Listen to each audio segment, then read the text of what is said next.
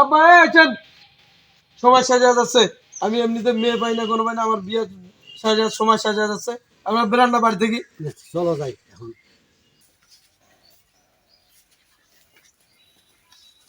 তুই এখন বিয়ের জন্য পাগল হয়ে গেছিস, তোর ভাইটা আসুক।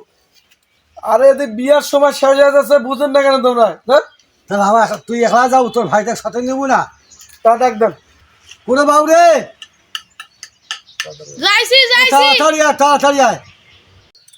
আব্বা এ দেখেন সময় সাজা যাচ্ছে, আপনারা চাচ্ছেন না যে আমার বিয়েটা হোক।